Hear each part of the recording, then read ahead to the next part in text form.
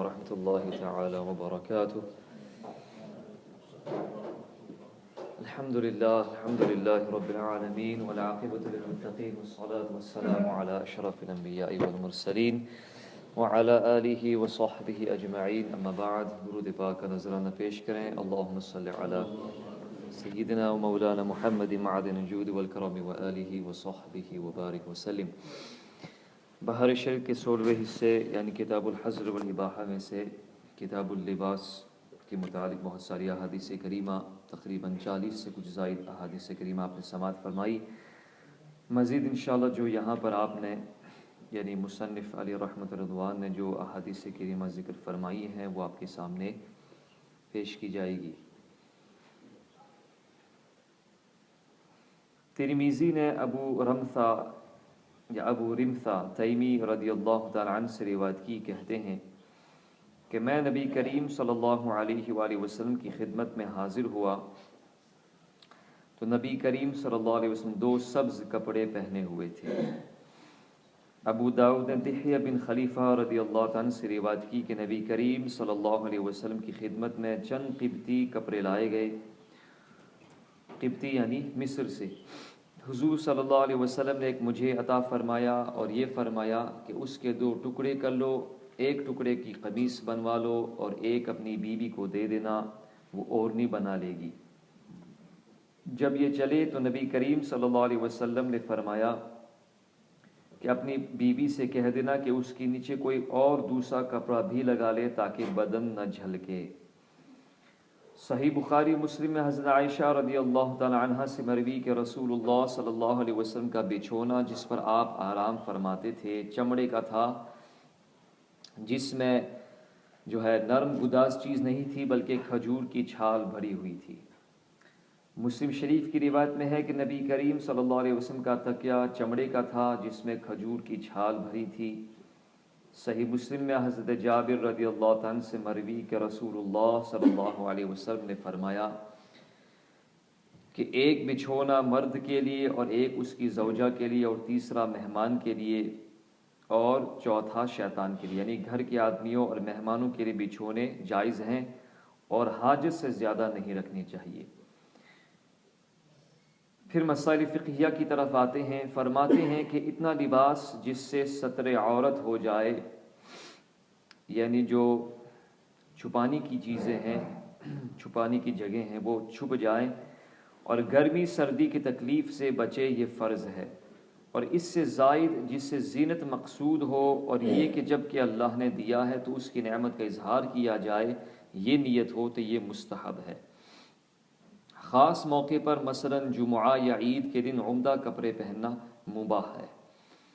اس قسم کے کپڑے روز نہ پہنے کیونکہ ہو سکتا ہے کہ اترانے لگے، تکبر آنے لگے، اور غریبوں کو جن کے پاس ایسے کپڑے نہیں ہیں نظر حقارت سے دیکھے، لہٰذا اس سے بچنا ہی چاہیے۔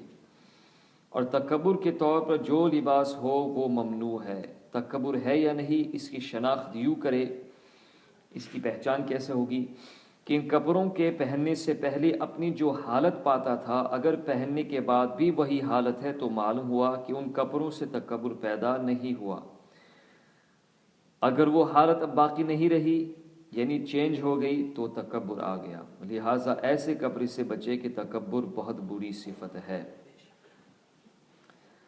بہتر یہ ہے کہ اونی یا سوتی یا کتان کے کپڑے بنوائے جائیں جو سنت کے موافق ہوں، نہ نہایت اعلیٰ درجے کے ہوں نہ بہت گھٹیا، بلکہ متوسط قسم کے ہوں، کہ جس طرح بہت اعلیٰ درجے کے کپڑوں سے نمود ہوتی ہے، نمود و نمائش ہوتی ہے، بہت گھٹے کپڑے پہننے سے بھی نمائش ہوتی ہے۔ لوگوں کی نظریں اٹھتی ہیں، سمجھتے ہیں کہ یہ کوئی صاحب کمال بزرگ ہے، فقیر ہے، درویش ہے، تارک الدنیا شخص ہے۔ سفید کپڑے بہتر ہیں کہ حدیث شریف میں اس کی تعریف آئی ہے، اور سیاہ کپڑے بھی بہتر ہے کہ نبی کریم صلی اللہ علیہ وسلم فتح مکہ کے دن جب مکہ معظمہ میں تشریف لائے تو سر اقدس پر سیاہ امامہ تھا۔ سبز کپڑوں کو بعض کتابوں میں سنت لکھا ہے۔ سنت یہ ہے کہ دامن کی لمبائی آدھی پنڈلی تک ہو اور آستین کی لمبائی زیادہ سے زیادہ انگلیوں کے پوروں تک اور چوڑائی 1 بالشت ہو۔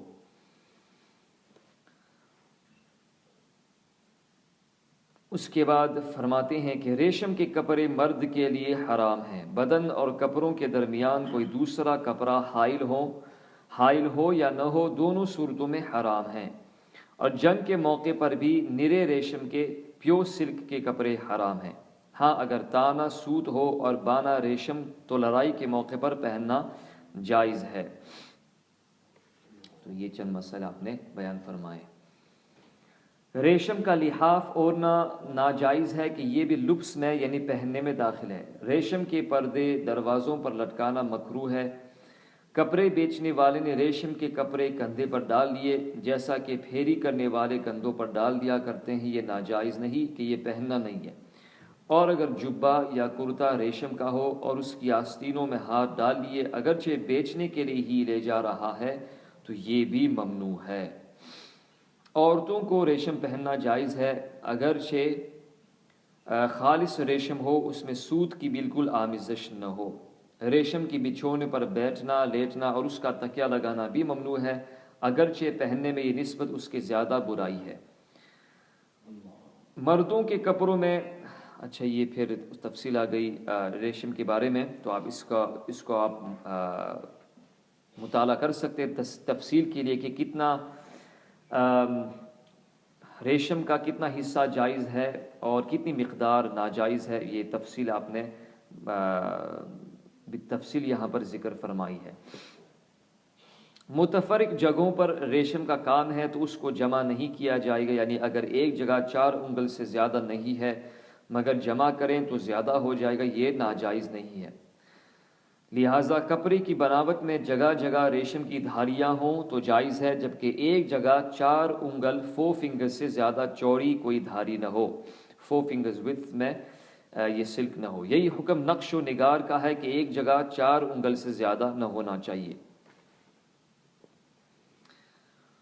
سونے چاندی سے کپڑا بنا جائے، جیسا کہ بنارسی کپڑے میں زری بنی جاتی ہے، کم خواب اور پوت میں زری ہوتی ہے، اور اسی طرح بنارسی امامے کے کنارے اور دونوں طرف کے حاشیے زری کے ہوتے ہیں۔